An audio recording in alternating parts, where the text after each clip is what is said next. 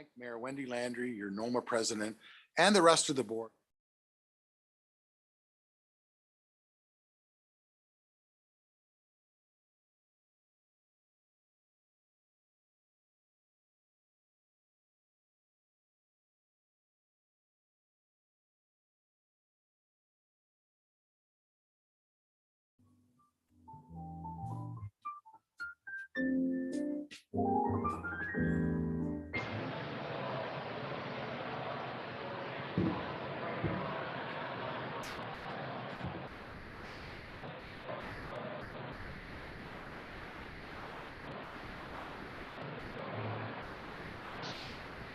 Okay.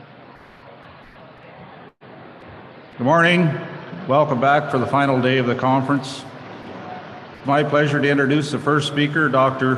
Marilla Storink, the Dean of the Faculty of Health and Behavioral Science of Lakehead University, providing leadership and support with faculty and students of the nursing, kinesiology, and social work, and the Department of Psychology and Health Sciences.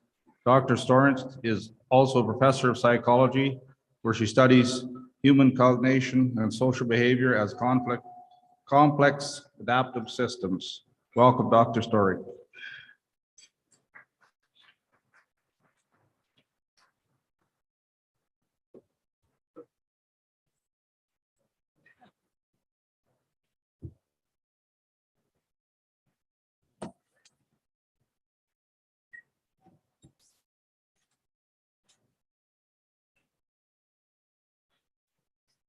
Well, good morning, everyone.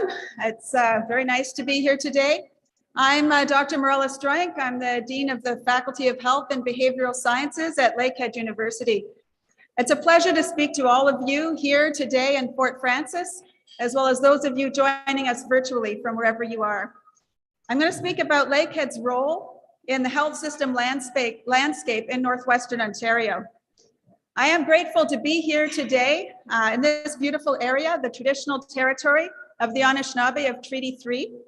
And I'm grateful to the organizers of this great event. It's been a wonderful couple of days, and to all of you for being here today. I've called this region my home since 2004, when I joined Lakehead University as a professor in the Department of Psychology. I can't believe that has been 20 years almost. For 10 of those years, my husband actually worked in Dryden and Sioux Lookout, and we had a house on Nugget Creek in Wabigoon. So we've spent a fair bit of time throughout the region, and I do call this area my home and intend to stay. So Lakehead University, from its founding in 1965, has been the university for Northwestern Ontario. Many leaders from across this region drove and sustained the vision of a comprehensive university in and for the North through numerous growth spurts and challenges. We are the product of these people's vision, energy, and commitment, and I know the university is proud to continue to serve this role and vision. As a comprehensive post-secondary institution, we are founded on the values of systematic, critical, and creative thinking. We offer a space where learners can advance their capacity to engage their senses fully with the world around them, use the tools of arts and science disciplines, recognize Indigenous, Western, and other cultural frames of thought in themselves and others, and become equipped to step into any number of roles as aware and engaged citizens. The work that goes on to create this space of learning is dynamic and responsive. It is responsive to our regional communities, it is responsive to our professional bodies, and responsive to our academic disciplines, which are internationally connected. This work rests on the extensive and various research activities of our full-time faculty, many of whom work collaboratively with community groups, organizations, and people across this region, as well as with research partners across Canada and around the world. I'm going to provide some examples of this process today, specific to research and programs in the health and behavioral sciences, as that happens to be my corner of the university. I'll also take some time today towards the end to share some of the other initiatives the university as a whole is working on, and hope to have some time to answer any of your questions.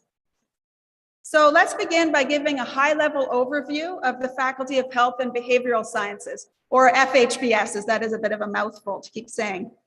So the FHBS contains the schools of social work, nursing, and kinesiology, as well as the departments of psychology and health sciences. We have 63 full-time professors on both Lakehead campuses, here in Thunder Bay as well as in Orillia, and over 1,800 students. We are, as a faculty, united in our commitment to the study of health and its foundations, and to the education of students that includes clinical or professional training. So the FHBS plays a key role. Oh, it did not go. So the FHBS plays a key role in supporting the health system landscape in Northwestern Ontario, both through our programs and our research, addressing local and global challenges and the ongoing development of the health system. First, I should explain what I mean by health. In our faculty, we follow the World Health Organization in defining health as a state of complete physical, mental, and social well-being, not merely the absence of disease or infirmity. Importantly, decades of research on the determinants or causes of health has shown that health must be understood in the context of all of the systems in which people live and work, from their families to their workplaces to their communities, also to their policy environments, which includes historical policies and contemporary policies, economic systems and political systems, as well as the ecosystems that sustain our survival in the earth itself. All of these contribute to shaping what we experience as our health. So to analyze and understand health, one has to understand it as a product of the systems that make up its context. That is why we have researchers studying everything from diabetes care to effective psychotherapy approaches, to social policies and income distribution, the role of fish and wild rice in a healthy local food system, and the effects of climate change on anxiety and people's health. So the study of health and the study of medicine, which is the science and practice of diagnosis, treatment, and prevention of illness, those are two different things. So by health system landscape, that's another term I've been using, I'm referring to the entire terrain of systems that we experience in relation to health of the people in Northwestern Ontario. So across the region, we have hundreds of organizations that serve and support people's health, including hospitals, care homes, community health organizations, public health organizations, and mental health and addictions organizations. And these organizations are staffed with people who have certain skills and knowledge. Some of you might be in this room, or you might know some of those people from your communities. These organizations and the people providing their suites of services are collectively what I'm calling the health system landscape. So how does the FHBS at Lakehead University contribute to this health system landscape? So the Faculty of Health and Behavioral Sciences contributes through its people, the skilled people who drive and sustain this health system.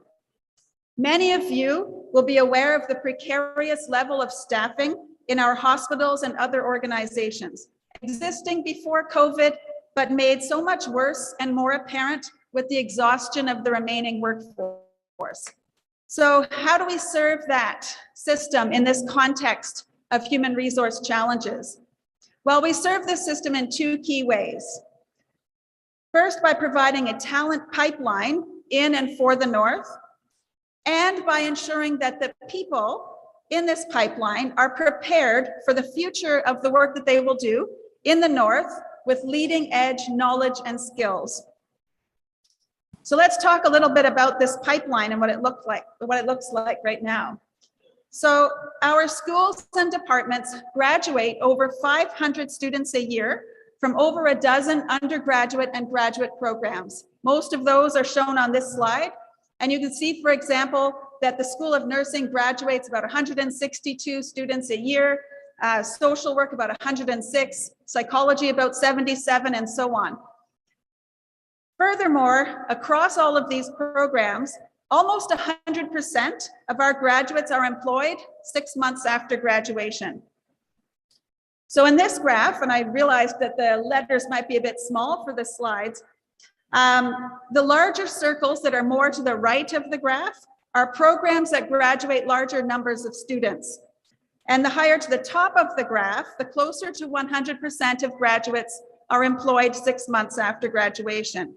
So you can see across the board, all of our programs do very good work in preparing our students for work. We also do a good job of providing pathways to careers in the health sector for people of this region. In this graph, again, larger circles further to the right are programs that have more graduates per year. And the further to the top of the graph, the greater the percent of graduates that are coming from communities in our region. As you can see, approximately 65% of social work and nursing graduates, social work is the orange circle, nursing is the blue circle, originated from this region. And about 77% of our psychology graduates, which is a pink circle, come from this region. Kinesiology is an interesting one. That's the green circle there. About 55% of their graduates come from Northwestern Ontario. And what I find interesting about that is that that means that the balance of those students, almost 50%, 45% of the students, are drawn to this region to study health, movement, and exercise with the outdoor amenities that we offer in the region. So finally, this is my favorite graph in this set. After graduating, where do our students go? Well, quite a few actually stay here. About 87% of our Masters of Social Work graduates, which is a dark pink, smaller circle toward the top, 65 to 75% of graduates from the undergraduate programs in psychology, social work, and nursing, and close to 60% of kinesiology graduates all stay in the region after graduating. But one of the smaller circles is actually one I would like to talk a little bit more about. The PhD in clinical psychology, it's a small gray circle. They only graduate about 3 to 5 students a year, but PhD graduates in clinical psychology are ready to be registered or licensed clinical psychologists in the province of Ontario upon graduation. And clinical psychologists play an important role in the mental health system. They're able to assess, diagnose, and treat mental health issues all the way across the spectrum to major mental illness. So they play an important role. While it is not a large number with 3 to 5 graduates per year, about half of them end up staying in this region, and they weren't necessarily from this region. It's a 12-year program of study altogether if you're counting undergraduate years. And so by that time, they've maybe got married, bought a house, and many of them end up staying here. And so over the 35 years that we've offered this program, that has resulted in 80% of the clinical psychologists in the Thunder Bay area are graduates of Lakehead University. So over time, we have quite a big impact on the service system in the area. Likewise, the Masters of Public Health program, which is the relatively small yellow circle toward the bottom, they have always offered a remote study option even before COVID. So only about 20% of their students are from this region and stay in this region. But that program, which has run since 2003, has trained almost all the master's level public health staff at the district health units, certainly in Thunder Bay and across the region as well. So this is just the beginning. We are excited to be developing a number of new program options over the coming years, including degree and certificate programs. I am particularly excited to work with our regional Indigenous education institutions to build capacity in place-based, culturally relevant skills for supporting communities and addressing mental health challenges. So looking a little bit ahead, Lakehead University is also, oops, I went to the back one. Lakehead University is also actively partnering to address health resource needs. We all know the pandemic has negatively impacted health resource staffing, especially in rural and remote northern communities. And we are actively participating in discussions with regional health service providers to develop solutions. For example, we've worked with the ministry to expand the intake of our 3-year Bachelor's of Nursing program. We've introduced a master's program in nursing that provides a nurse practitioner training. And we've established a psychology clinic. Earlier this week, I'll also speak a little bit to the joint admission agreement with Confederation College that was announced earlier this week. This agreement will facilitate the seamless transfer of students earning a college diploma directly into undergraduate programs at the university. Covering more than 30 distinct diploma to degree programs, this agreement will reduce the red tape, the cost, and the barriers to students so that they can complete their college diploma and then continue their post-secondary education at university.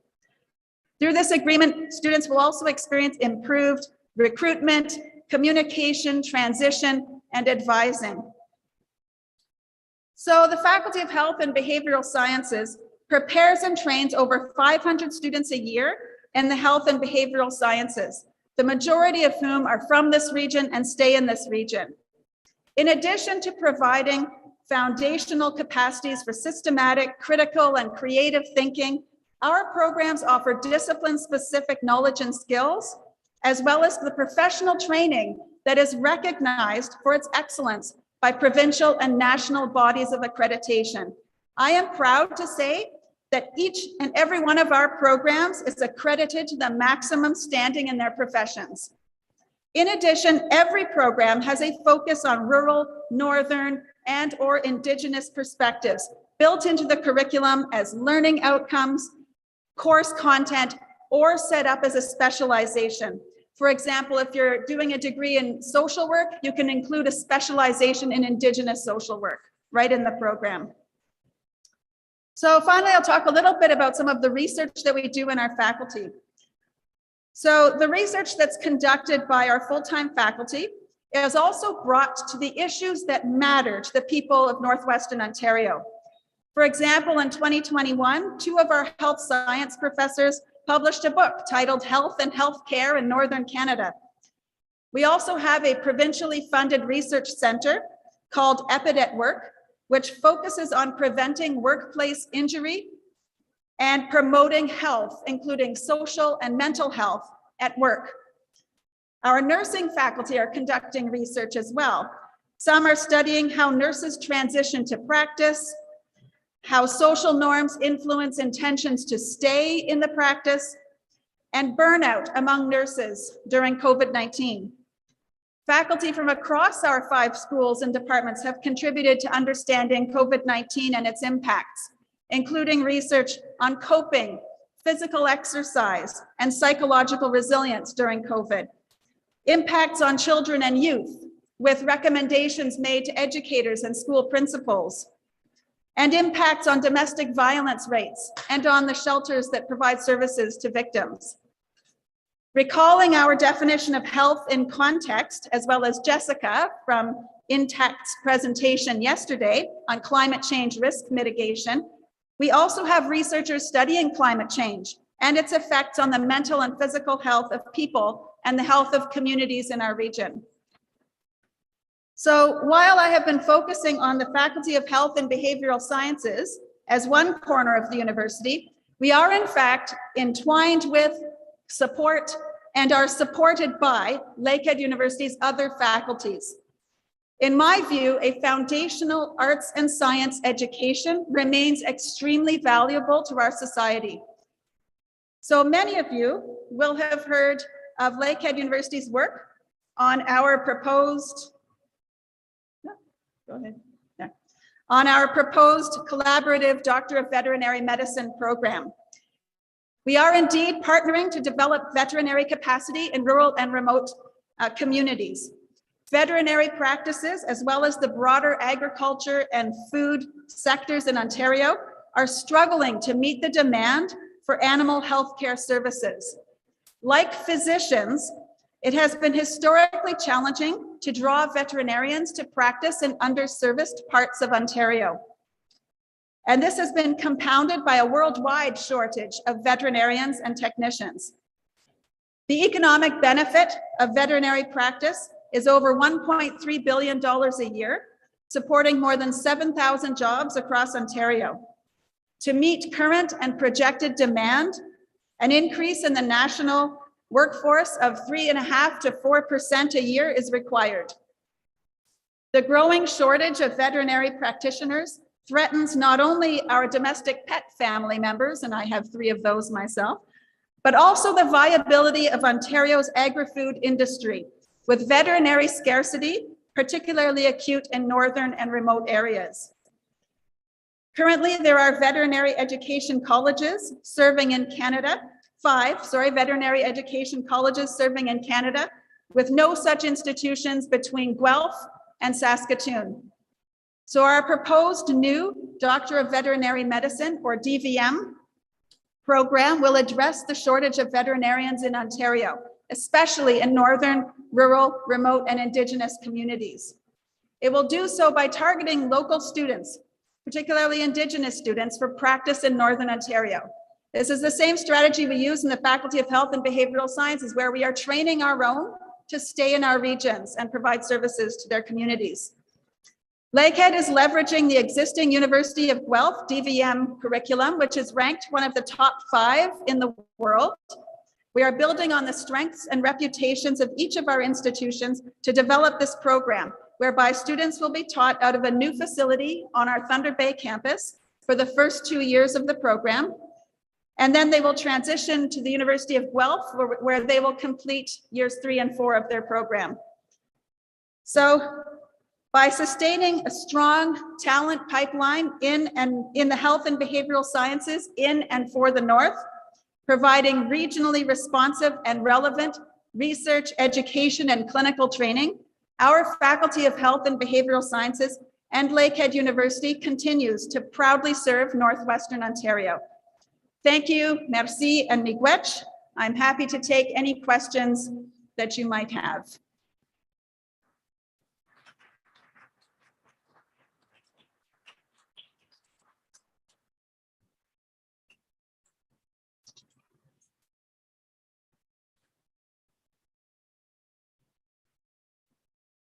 Doesn't look like there's any questions. Okay. Thank you. Thank you very much, Dr. Strick. Good morning and welcome to day 3 of our conference. Your attendance is appreciated here this morning. My name is Jason Young and I am the CAO for the town of Atikokan and NOMA board member. So I'm very pleased to be able to introduce our next speaker, Ahmed Maria. Ahmed currently serves as ISO's Director of Transmission Planning and is responsible for the ongoing planning of Ontario's bulk and regional electricity transmission system. To meet the future electricity needs of Northern Ontario, Ahmed's team recommended a number of transmission expansions in Northern Ontario, including the East-West Tie, the Waasigan Transmission Project, and the Watay Project. Currently, his team is exploring the need for transmission expansions in Northeastern Ontario, which will benefit Northwestern Ontario as well. Please join me in welcoming Ahmed.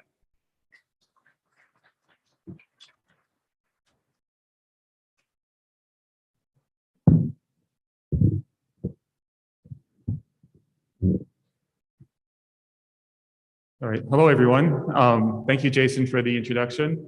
My name is Ahmed Maria. I'm as Jason mentioned, I'm the Director of Transmission Planning at the IESO. Also here from the IESO are a number of people. Carla Nell, who I'm sure you all know very well, is here. She's our Vice President of Corporate Relations, Stakeholder Engagement, and Innovation. Also, Susan Harrison and Max Way are here. Hopefully you've had a chance to speak to them at our booth over the past couple of days. Susan's our Supervisor of Regional and Community Engagement, and Max Way is the Senior Planner responsible for the Northwest region. So they're all here and hopefully can help me answer questions, if any questions I cannot answer. So before I go into my presentation, I wanted to maybe introduce you a little bit to to the IESO, like what we do and who we are and our role in the sector.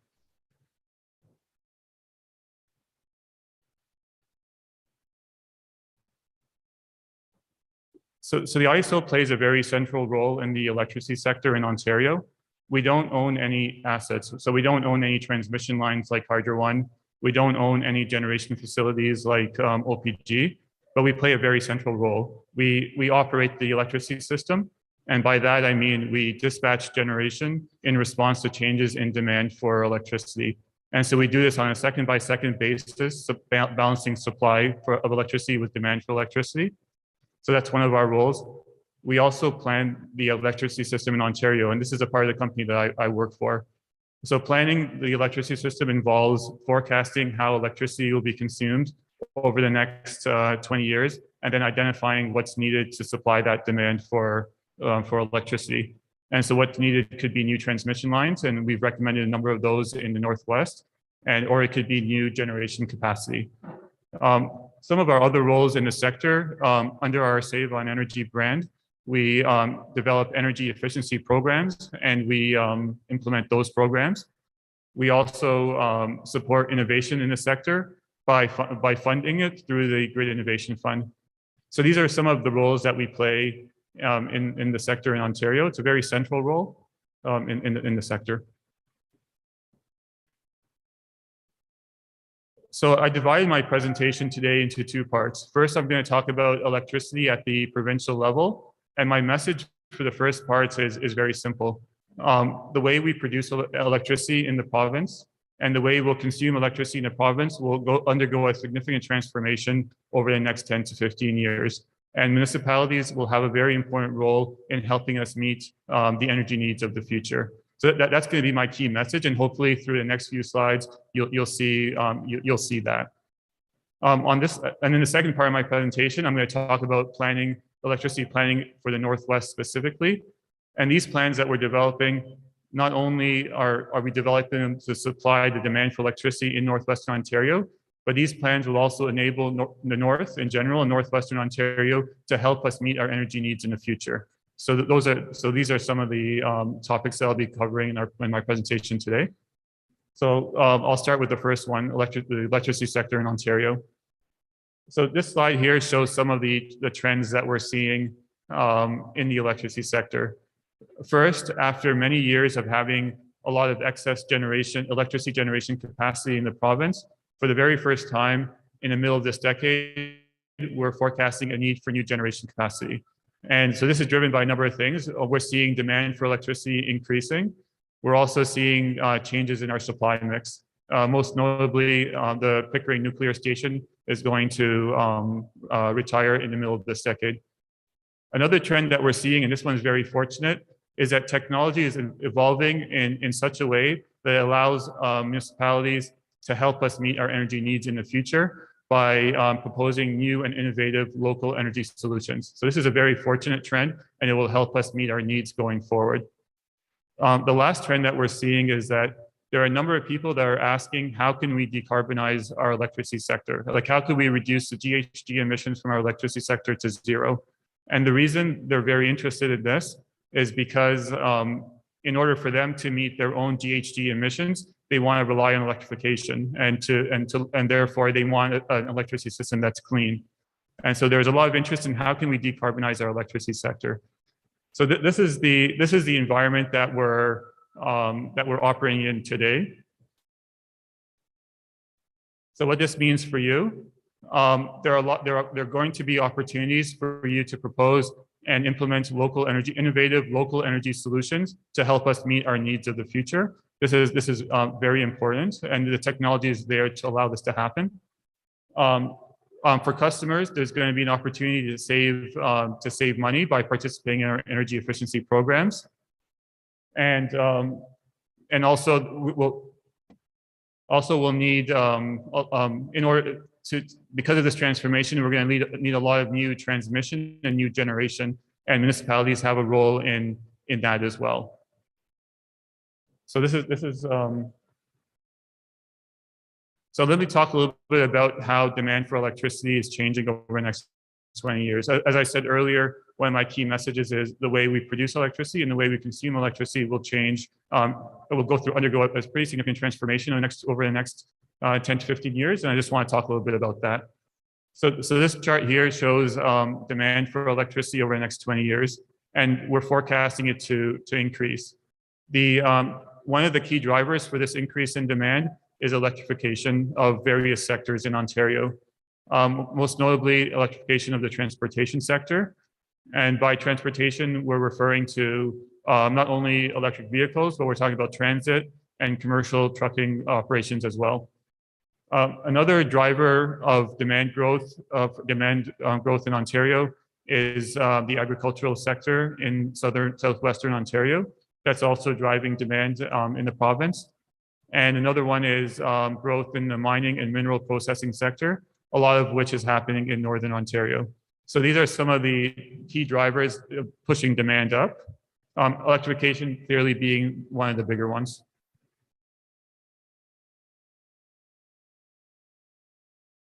This slide here shows our supply mix in Ontario. It's the fuels that we use in Ontario to produce electricity. And you can see from this chart that we have a very clean supply mix in Ontario today.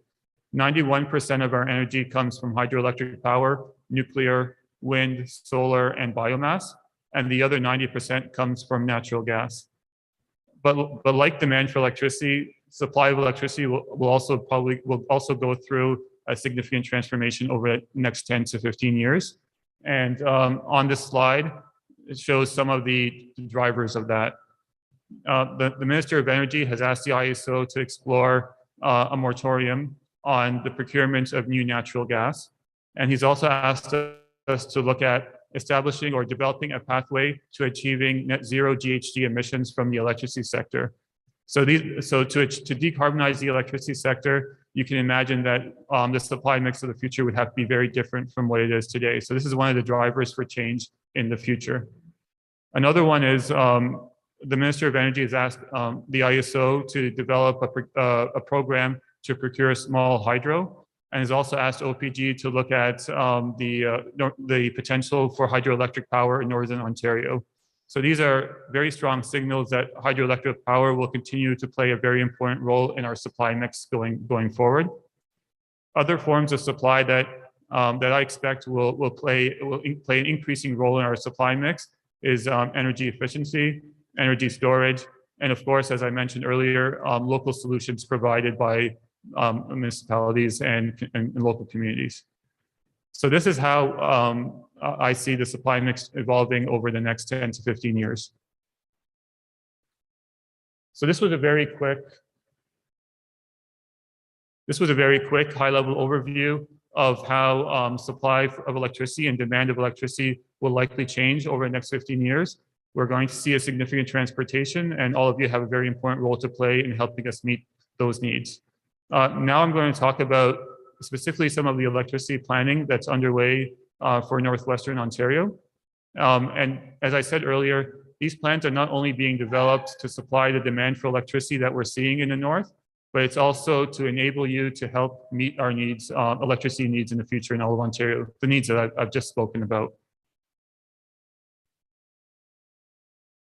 So there are a few electricity plans that we're working on that I wanted you to be aware of, and in case you weren't.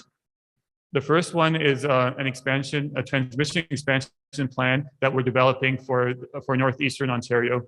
And later on, I'll explain to you why this is very important and relevant to northwestern Ontario as well. The other one is a 20-year electricity plan that we're developing for northwestern Ontario. The purpose of this plan is to ensure that every transmission connected customer in the Northwest region has an adequate level of supply of electricity for the next 20 years. And so by transmission connected customer, I mean the large industrial customers like mines and local distribution companies like Synergy North. And then lastly, there are a number of transmission projects being implemented today based on plans that we developed years ago. NextBridge recently completed the East-West Tie project. The Watay-Nakenia project is making very good progress. And yesterday, Dan Levitan talked about the Waskin project, and I'll talk a little bit about that project as well in my slides too.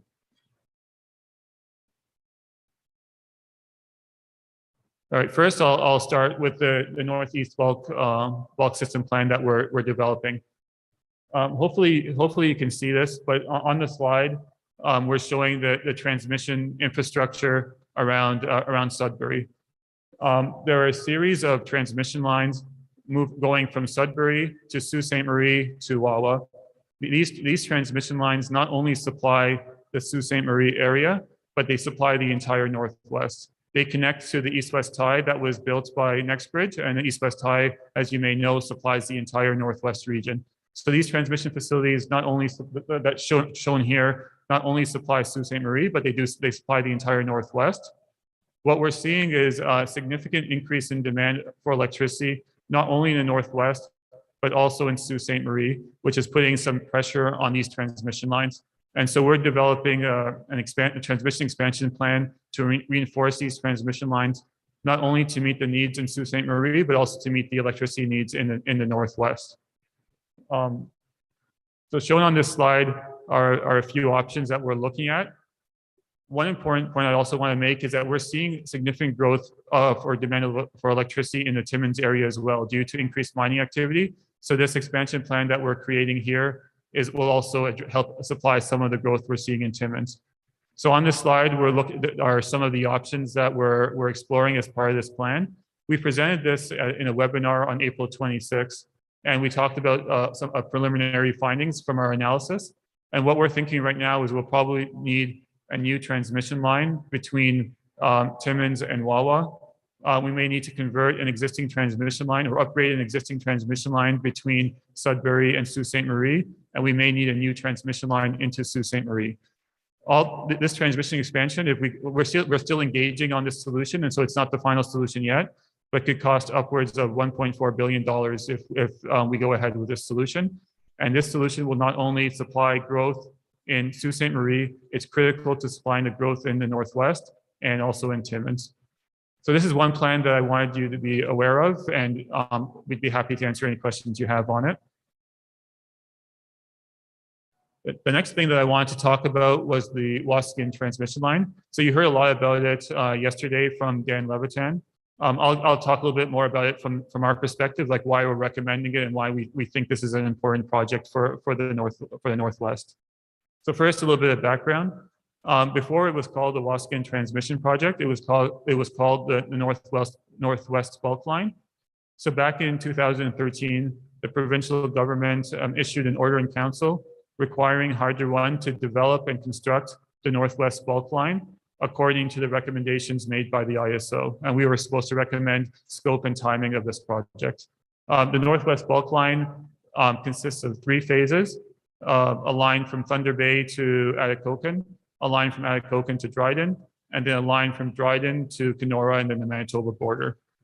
So in 2018, we assessed the need for the Northwest Bulk Line, and our studies showed that, and based on our studies, we made a recommendation that Hydro One develop the first 2 phases, the line from Thunder Bay to Atikokan, and then from Atikokan to Dryden. Hydro One called this project the Waasigan project. At that time, we only committed to its development. We didn't specify a target in service date. And the reason for that is the date was uncertain. Depending on a reference demand forecast, we saw a need for it maybe in the 2030s. But based on a high demand forecast, we saw a need for it in 2025. And so since the need date was uncertain, we thought it was prudent to at least begin development of phase 1 and phase 2. And we would continue to monitor and determine when this project was actually needed. So we continued to monitor after we recommended in 2018 that Hydro One develop this project. And then late last year, we completed an analysis that showed, that indicated that we needed to start construction. And so we recommended a staged approach where we need phase 1 by 2025. And so and then for phase 2, the need is after that. And it's also a bit uncertain, it depends on the forecast. So we'll continue to monitor it, and then we'll communicate a need date afterwards. But the priority right now is on getting phase 1 completed by 2025. Sorry, I should have switched the slide. So this was our recommendation for the Waasigan transmission line, and Hydro One knows this, and they're working on it. The last plan that I wanted to make you aware of and talk to you about was this 20-year electricity plan that we're developing for the Northwest region. So this is, as I said, a plan to ensure that all the transmission connected customers in the Northwest will have an adequate level of reliability over the next 20 years. As part of developing this plan, we've engaged and we've had a number of discussions with stakeholders in the Northwest, and we've heard a number of different things. And some of it is summarized in the slide in front of you. We've heard that demand is growing, and this is something that we're observing ourselves. We heard in some parts of the Northwest there are customer reliability issues, specifically actually in the Fort Francis area. We heard that local energy solutions are important, but we also need reinforcements to our bulk transmission system. We need projects like the Waskin project and the East-West Tie project. So these are a few of the things that we heard. We also heard that there's a lot of interest in understanding how much capacity exists in areas of high growth, like north of Dryden, Thunder Bay, and so those are other things that we've heard in our engagements as we prepare to produce this plan. So this slide here lists some of the issues that we're going to explore as part of this plan. We're going to look at supply to the Ring of Fire. That's going to be one aspect that we look at as part of this plan.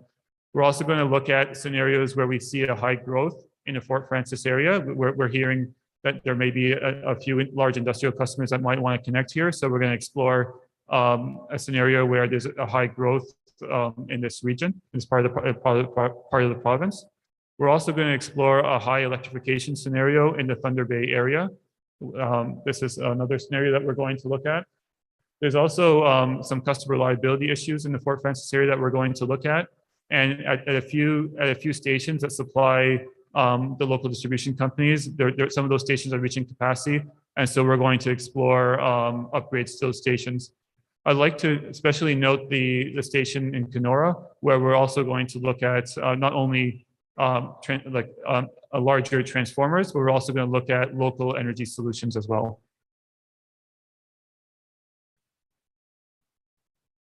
So I'll conclude this presentation with a few next steps, and then I'll be happy to answer any questions that you might have. So on the Waskin transmission project, Hydro One is going to be holding a number of information sessions in May, in-person information sessions in May, to answer any questions people may have on the project. For the Northwest IRP, this 20-year electricity plan that I spoke about, we're going to continue to engage on it and have discussions and talk about the different solutions that we're exploring. And our plan is to publish it by January of 2023. And for the Northeast Bulk Plan, our plan is to conclude it by the end of by Q4 or Q3 of this year. And we're gonna have a few more engagement sessions talking about the solution we're thinking about and getting people's reaction to it. So this is how you can get involved, and I'd be happy to. I'll stop here, and I'll be happy to answer any questions that you may have. Thank you.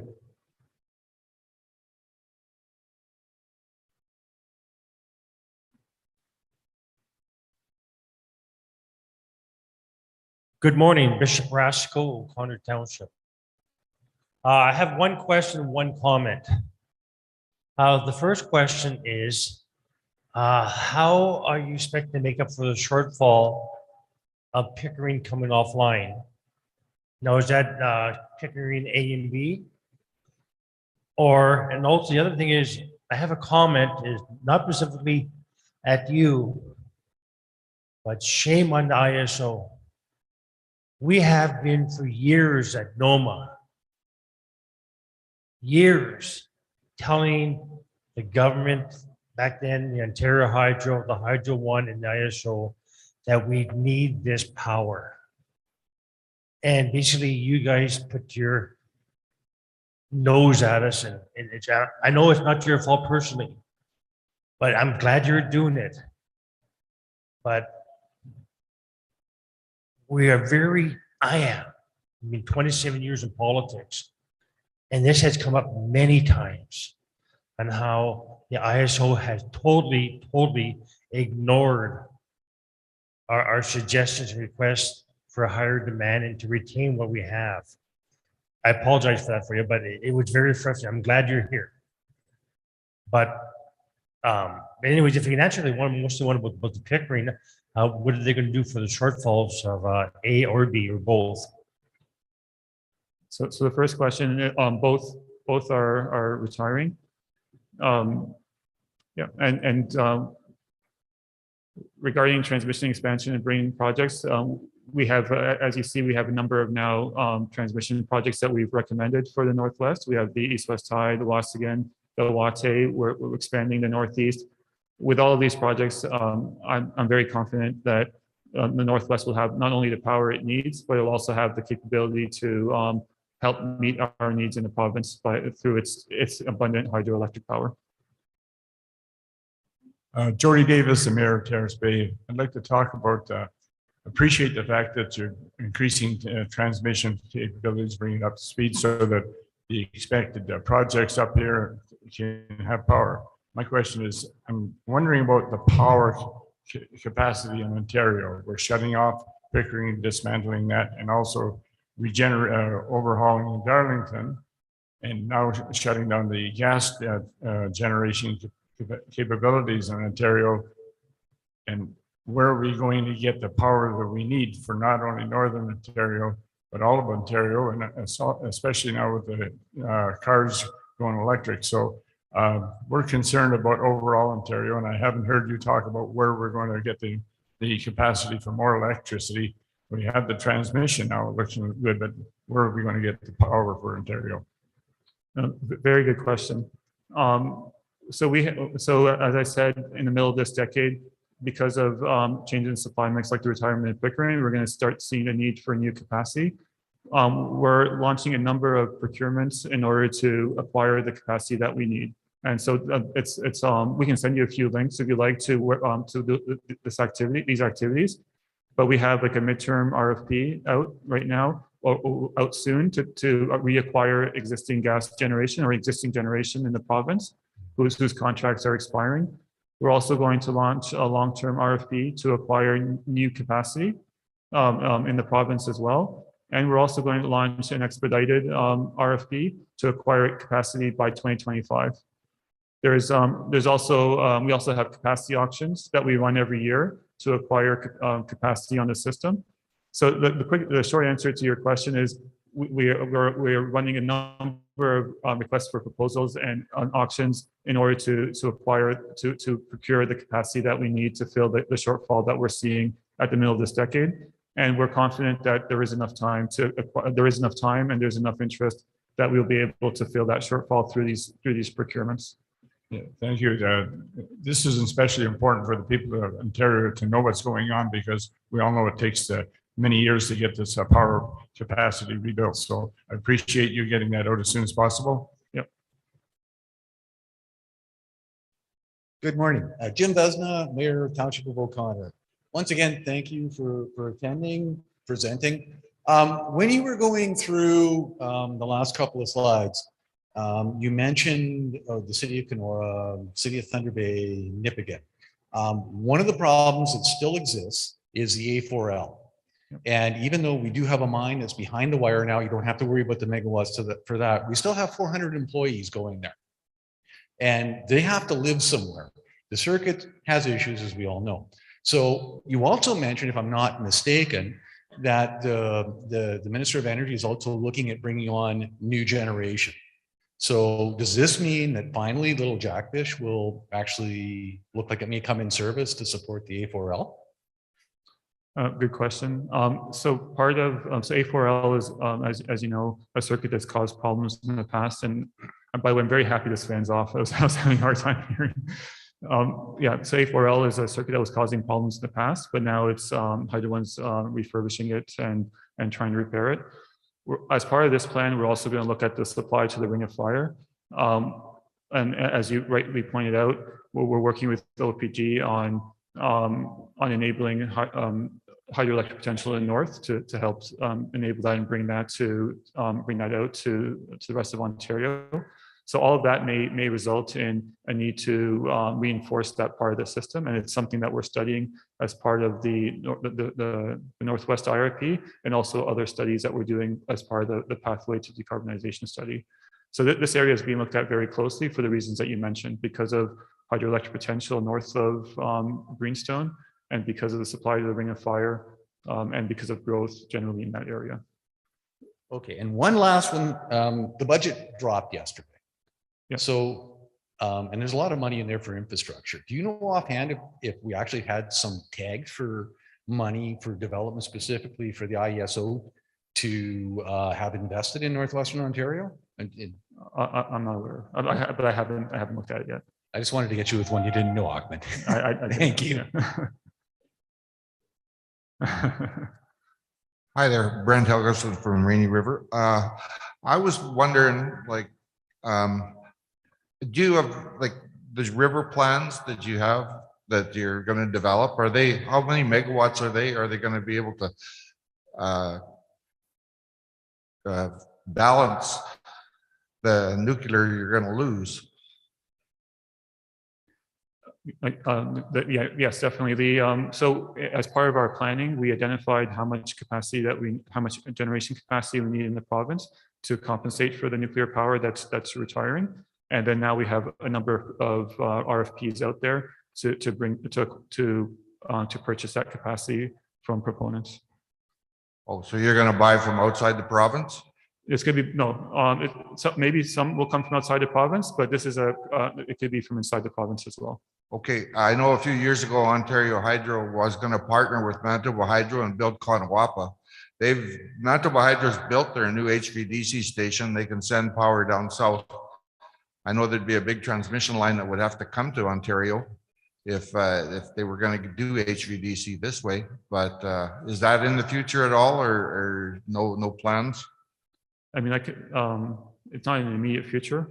That something like that would take a very long time to implement. Like in the immediate future, it would be something on a smaller scale. Okay, so it's just little hydro plants along our rivers in northern Ontario. Yeah, and it could be energy storage. It could be imports from Quebec. It wouldn't be something that requires a significant transmission build out, because that could take 10 years, and the needs that we're seeing are within the next 10 years. And so it would have to be generation located in parts of the province where the transmission system today could accommodate it. Okay, is there any plans for like talking to Hydro about building Conawapa? Because they need they could build it,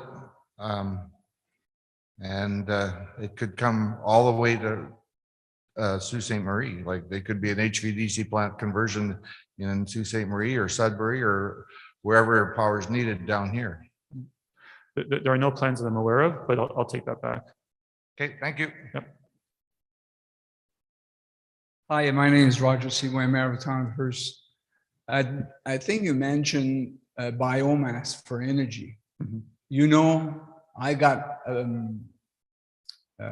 plan in Hearst, same as at the Koken, a cogen, and we are at risk because they're saying the cost is too high to create energy.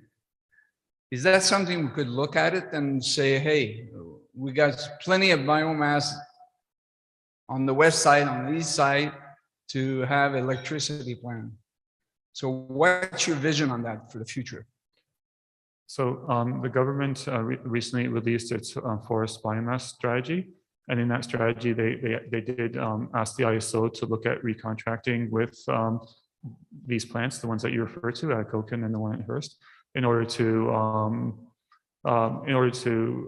support the forestry sector. So in the near term, there are plans to engage with these facilities and recontract them.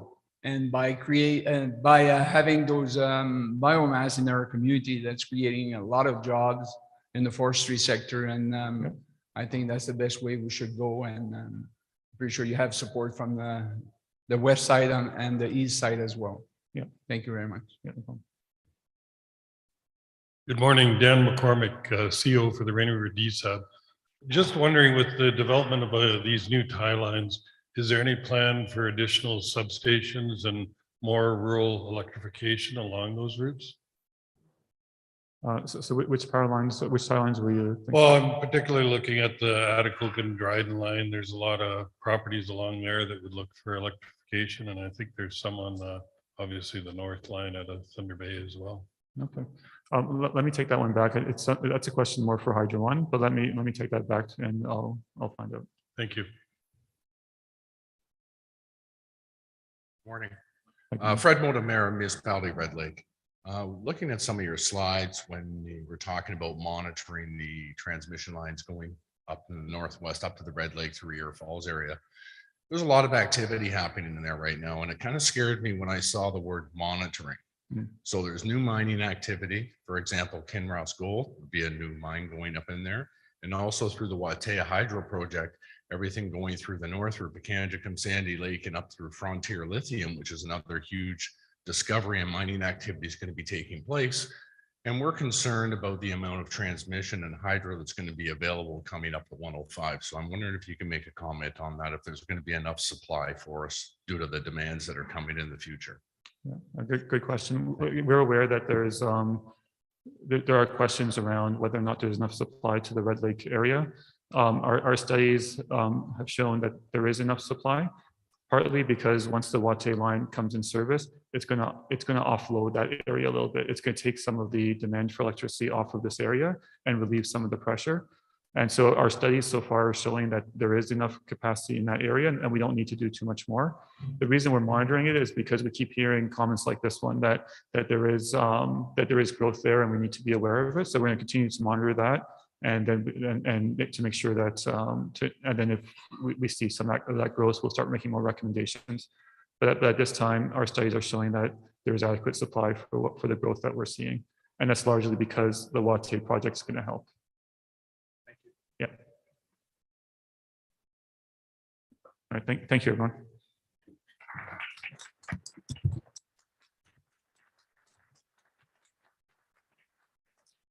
Thank you, Ahmed, for your presentation, and thank all of you for your great questions.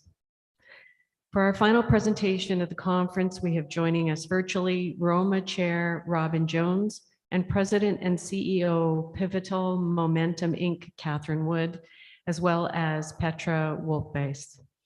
Robin was first elected as mayor of Westport in 2014 and has been a member of the AMO Rural Caucus and ROMA for 5 years. She's committed to advocating on behalf of rural municipalities as a member of the AMO executive and MOU team. Robin supports many social justice initiatives, including establishing the Leeds and Grenville Human Trafficking Coalition and successfully having a bylaw passed by her council in July to combat discrimination and harassment. Catherine's work in municipal affairs and economic development, especially for rural areas, spans several decades, including direct involvement in 3 municipal restructuring processes and later authoring 5 white papers on issues related to financial sustainability of municipal governments. She has had long-term involvement in local and regional economic development in Ontario and Western Canada, as well as undertaking economic development-oriented consulting assignments with both provincial and federal governments. So are we ready for our next speakers? Good morning, everybody. Thank you very much for the introduction.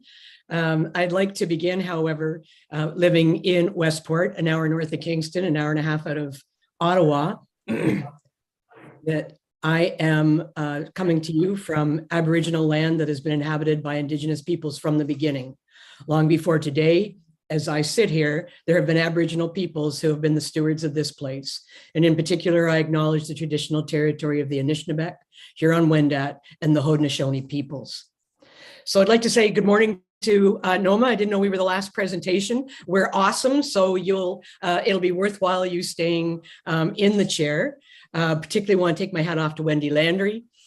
You know what I know, that she is such a strong advocate for you and for your association. And I call Wendy a friend for the last several years and always enjoy her company. I'd like to thank Janet Hager, who's our Zone 10 Roma board rep, who took the introduction for Roma earlier this week. It was great to get Janet on board. She's full of energy, full of great ideas, and again, represents you well at the Roma board.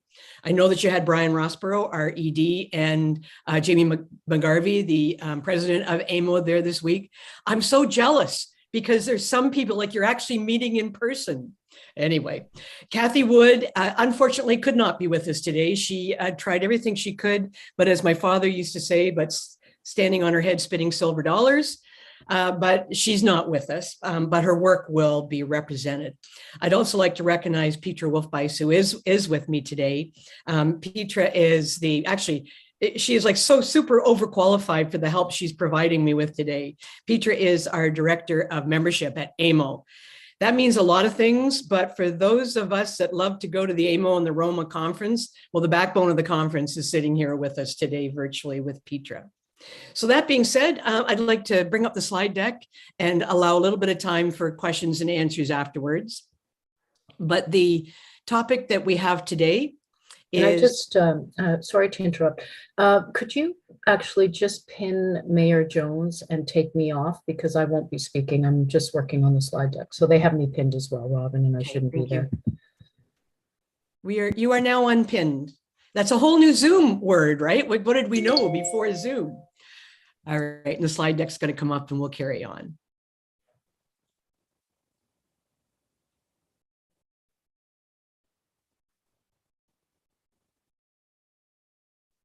There we go. Thank you very much. So our position on the presentation that you're going to get today is that there's really no time than now to have these conversations. And back in January of 2021, yeah, you can go ahead, Petra, that's fine. We really talked about, so it was a new executive of Roma, and we went to the first board meeting and said, what do we need to keep our eyes on in relation to rural Ontario coming through COVID? What does it mean afterwards? What support can we give? So in January 2021, like all of us, we didn't know when that was going to be, but we knew that we had some runway. So we're going to talk about what fell out of that opportunities action plan, which includes 23 specific recommendations. I am going to show them on a slide. I'm going to tell you there's a test afterwards. Just kidding. We sifted it down to actionable priorities for Roma. So those we are going to talk about, and with the election coming up, I'd like to spend a couple of minutes on them with you. We're going to talk about the future partners in prosperity. That's our position with the province, that we have so much to offer as rural and Northern Ontario. We're going to talk a little bit about the multiple fronts that Roma is working on, and then we're going to really drill down into the Roma Attainable Housing Task Force that was struck in March and the work that we're doing with that. So feel free to put any comments in the chat. I do commit to leaving some time for Q's and A's at the end. Next slide. There we go. 23 recommendations came out of the paper that Kathy Wood was introduced to you, worked on with the board, a lot of consultation across the province. Hopefully some of you in this room or on the call were part of the consultation. Somewhere around 250 people were part of the consultation to put together the recommendations. And here's the thing, you can see there's 23 of them. These were generated from you, not from the board. And they're all important, but we're pragmatists. So we knew that we had to take this mishmash, this spaghetti of really important recommendations and somehow pull some threads together so that it makes sense. So what we've come up with is 5 actionable priorities for Roma. And that's the next slide. And we, Kathy and I and Petra, for the last 2 weeks did several, I think we did 4 Roma zone meetings. Some of you may have participated, because we really wanted to drill down on these actionable priorities. With the writ dropping next week, we have done in-depth consultation in rural and Northern Ontario and taken those 23 recommendations. And these are the 5 that we feel really represent what our priorities are, what are actionable for rural and Northern Ontario. When the paper was launched at Roma in January of this year, we distributed it to all political parties. I've had several questions from, or concerns or chats, maybe is a better way, perhaps you have as well, with the members of the government party. I have yet to hear from the other parties. So when you are at a leaders convention, when they're in your community, shaking hands and campaigning, and you ask them, what are the priorities for rural Ontario? You should expect to hear We need expanded, improved digital connectivity as essential infrastructure. We know this government's commitment to having everybody connected 50/10 by 2025. And we have had several conversations, both with Minister Clark and Minister Surma. I believe them. There's an election now, so Roma's perspective on this is to help them keep their pedal on the gas. The second actionable priority is a creative approach to ensuring the full spectrum of housing options. Affordable and attainable, that should be, not available. I guess it could be attainable as well. And purpose-built rentals. I've talked to a lot of you that you are suffering in the same way that we are in Eastern Ontario or other places, that the rental stock that we did have, for a lot of us, that housing stock was older homes that have been converted into 2 or 3 apartments, have been purchased and converted into single family dwellings, either to flip or for people from away to live in. So our task force, we'll talk more about that in a couple of minutes, is really focusing on attainable housing and purpose-built rentals. We know that we need improved access to services. And so this is a long-term care and healthcare, including service delivery ecosystems that serve residents closer to home. So what does that mean? That means when we need mental health support, when we need certain dietitian support in the medical world, we shouldn't have to drive a long ways. Now, I'm not in North anymore. I think a lot of you know I lived in Thunder Bay for several years. So I understand northern travel and distance. But even here in my home community, that sort of support is an hour away with no transportation system between my community and where the services are offered. So that's something that we think is very important, and that the people running for the provincial government need to hear this message. We need to rethink growth and development planning for rural Ontario as a 4th priority. And that really ties into our attainable housing task force, because these are the barriers that you have had in your municipalities to getting subdivisions, to getting buildings put up. I would whisper it if I was in the room, but a word that I try not to say too loud without expecting a lot of questions and some maybe duking it out in the corners is settlement areas from the PPS. We know that's a challenge. That is absolutely top of mind for us in the task force. And we all know we have to address current and future labor force challenges. How do we get people to work? How do we maintain them? And that's that plate of spaghetti again. So in my community, I'll use it as an example again, it is a rural community in Eastern Ontario at the headwaters of the Rideau Canal. So in any off season, we normally have about 700 residents. Once May 24th comes until Thanksgiving, and particularly in June, July, and August, we have thousands of people through here every day. So we need seasonal workers, but we have no rental. So I understand that that's province-wide, and I live it. So we future steps for Roma will be working with other orders of government to work on that as well. Next slide. So how Roma sees the issues. We've got a great board.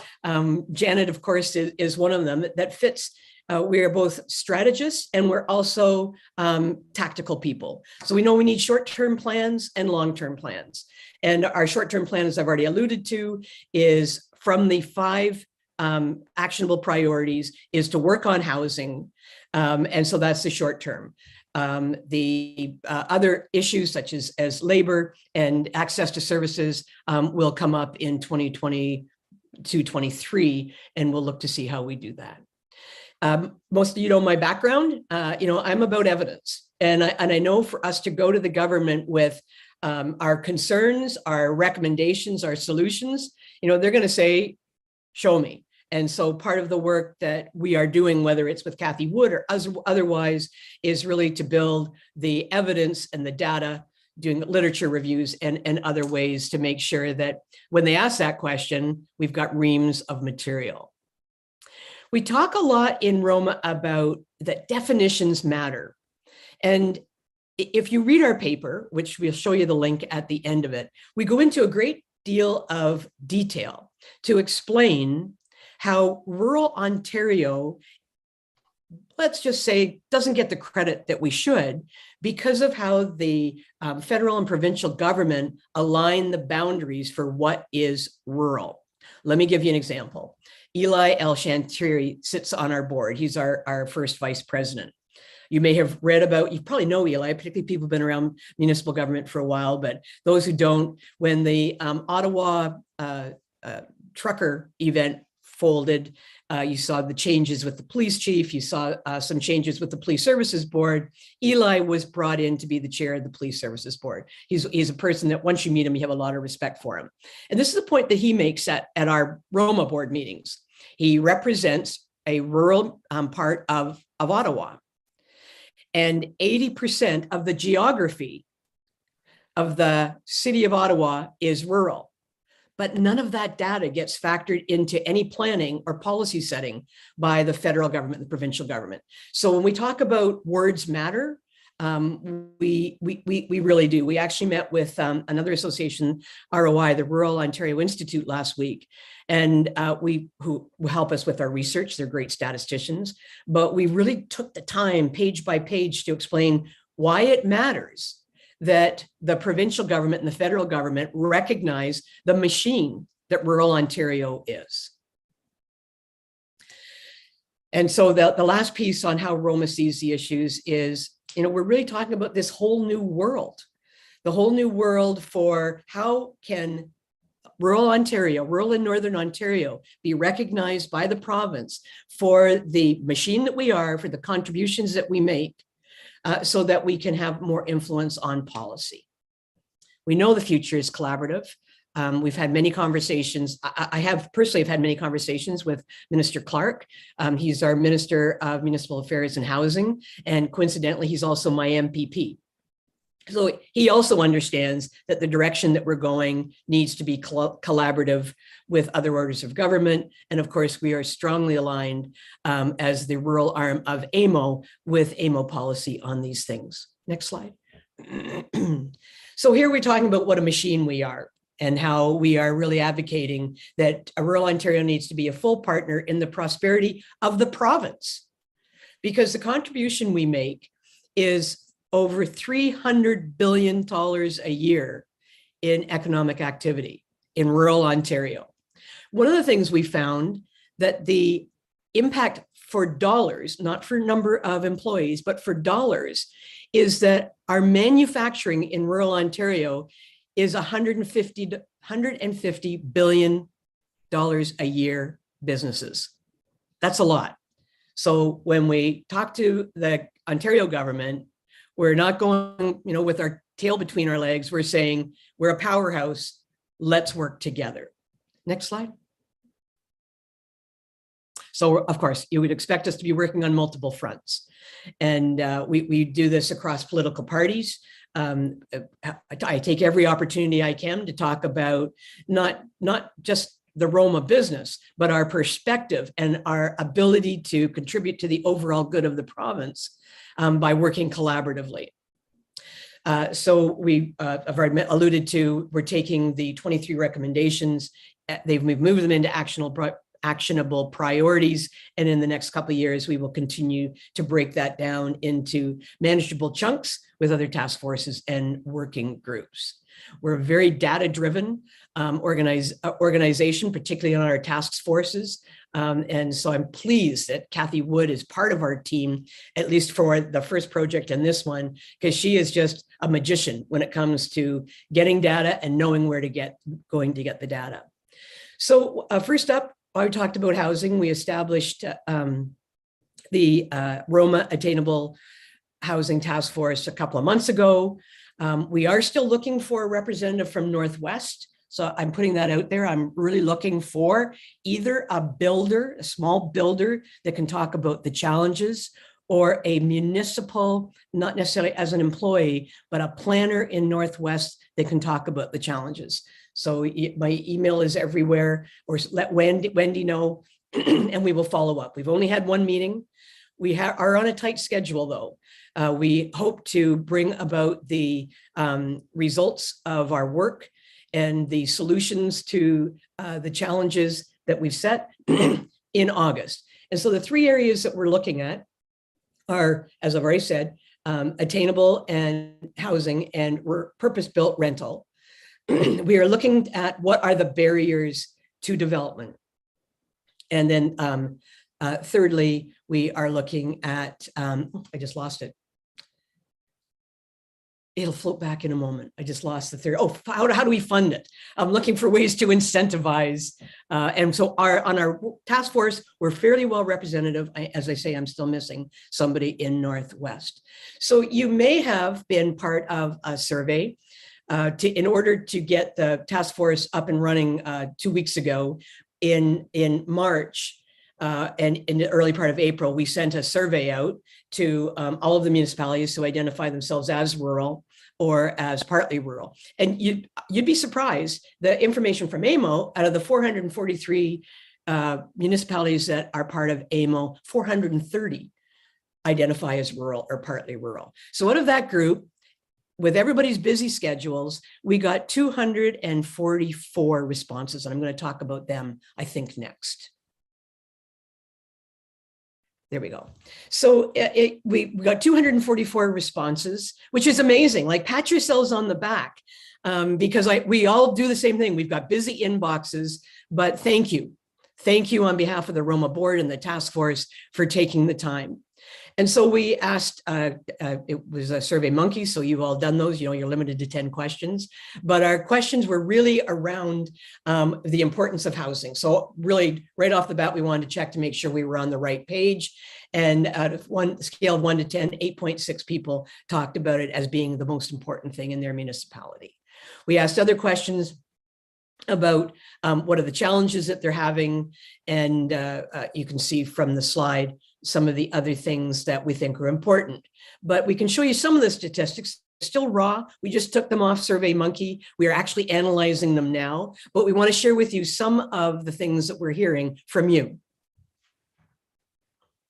So on the question, I'll read the question for you because that might be difficult for you. In your view, which of the following issues are the most important contributors to attaining housing challenges in your municipality? 75% of the respondents said cost and affordability and demand for housing. 66% talked about the shortage of purpose-built homes and the cost to build.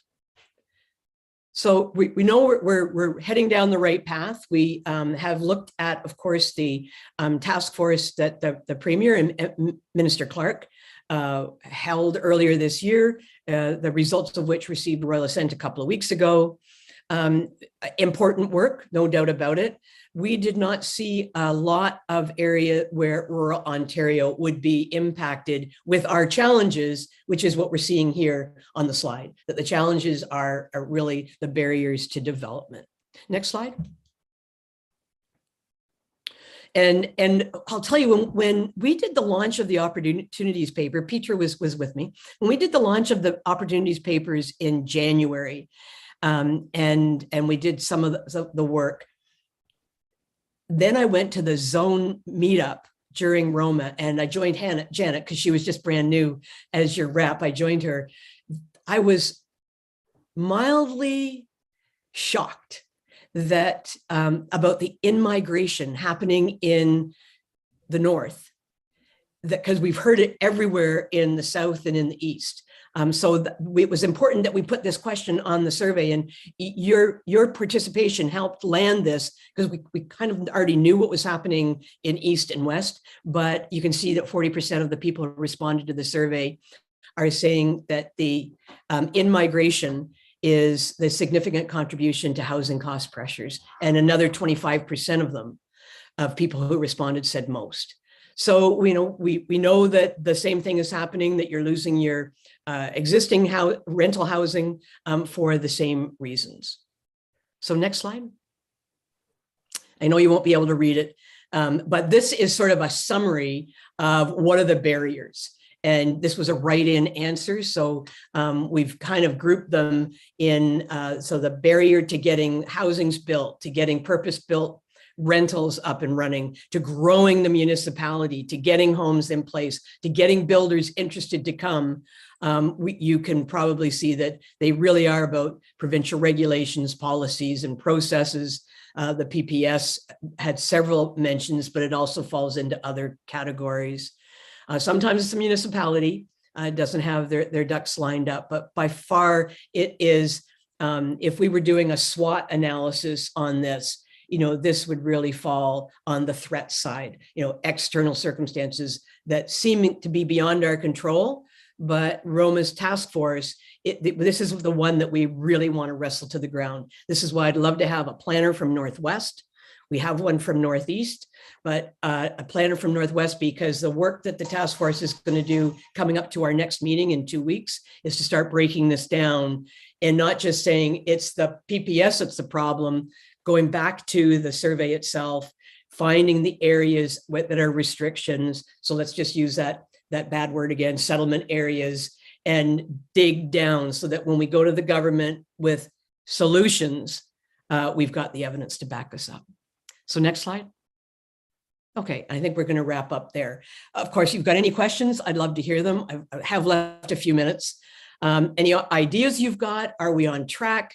Or any other questions that come to mind? Happy to answer them and understand that I am apparently standing between you, break, and the highway. So if we could take the slides down. Thank you so much, Petra. There we go. Okay, let's see, first of all, if we can, I take it we're raising our hands to speak. All right, so let's start there with Erwin, and Petra will be reading your comments. If there's any questions in there, she'll give them to me. So that being said, good morning, Erwin. Where are you from? Good morning, it's Erwin Butekoffer from Nebing Municipality. And the first question I'll ask, how well can you hear me? Because I didn't come across very well yesterday. Oh, you're awesome. Thank you. Okay, good. Thank you. This actually is a question in reference to what the province put out through AMO yesterday on municipal vacant homes taxes. So we were wondering on your interpretation of that statement with reference to, say, for instance, in our municipality, we have a number of plans of subdivision, say with 50 lots and maybe 15 of them are empty. People just bought them and have done nothing with them. And those are killing us. And so how can we sort of, in some fashion have these people, build on these properties and get rid, or get rid of them to people that may want to build on them? Because we've had a couple of properties that the municipality owned, we sold, but we made the condition that you had to build within 3 years or we take the lot back. Yeah, nice. And so for us, it's a significant problem, that we have about 4 plans of subdivision where there's probably a good 50 lots that are undeveloped. And it's pretty hard for the municipality to enforce it. We've never come across any letters of agreement with the people that developed the subdivision in terms of having to build something within a certain time frame. And so people bought them, and a number of them are from stateside. Yeah. So sure. anyways, it's a problem for us. So how do we interpret that statement from the province about addressing that issue and taxing vacant land? Yeah. No, I know what the issue is. I don't know that they've actually flushed that out yet. I'm not dodging. I haven't seen a solution either. But Erwin, I got your name, and best I can do is circle back. I'll probably contact the minister and see if it's coming out in a reg or whatever, and I can find you through NOMA, and I'll share whatever information Minister Clark gives me. Okay. Can I ask one more question, or do you have a list?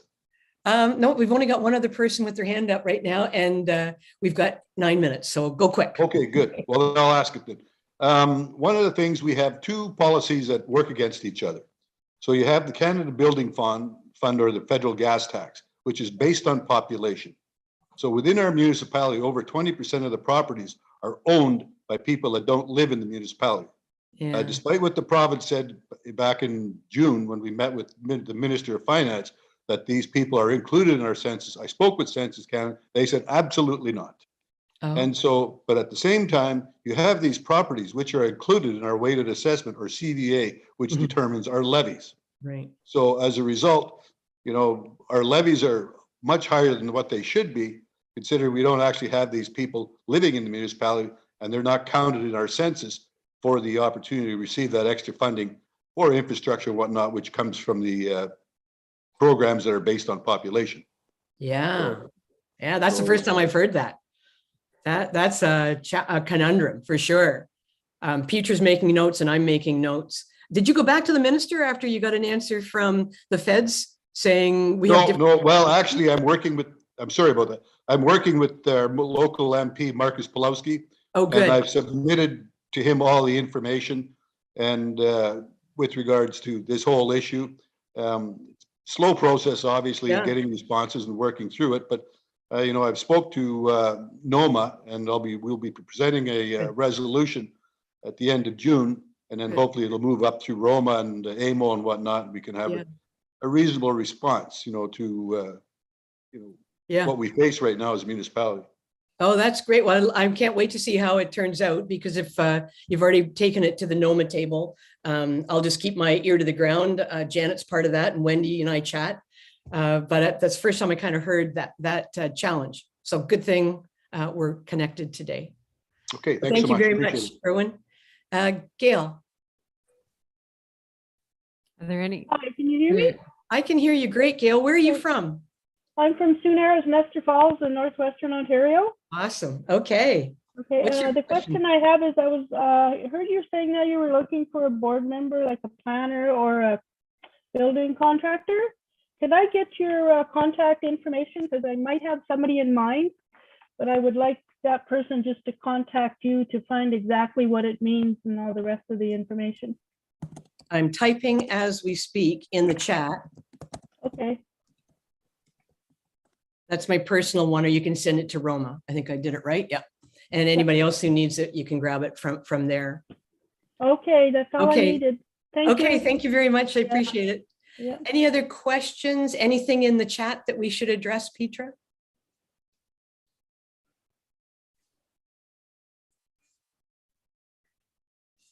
Any other questions from anyone in the floor here? Oh, we have one coming up to the microphone.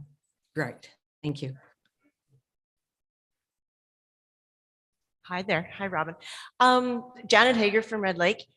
I'm just going to read, because AMO put out a highlight yesterday with regards to the budget, and this might help answer or help us understand why we're not going to get some answers. It says the budget will not pass as the House is now in recess until September. It will not bind the government of Ontario unless it is reintroduced after the provincial election. So I don't think we're going to get any answers. So I know, Erwin, it would be wonderful if we could interpret it, but I don't think we're going to get any hard and fast answers right now. So I think we have to wait till post-election. Thanks. Okay. Thanks, Janet. All right. So I don't see any other questions, and we're just about at your timeline. So on behalf of Petra, Kathy, the board, and myself, thank you for having us today. Please, if nothing else out of the last half hour, if when you have the opportunity with a candidate running in the provincial election to talk to them about rural and Northern Ontario, please know that there are 5 actionable priorities that they should be hitting. Because whether you live in Sioux Narrows or you live in Westport, Ontario, the issues are exactly the same. So with that being said, I'm going to sign off. Have a great weekend and safe roads, everybody.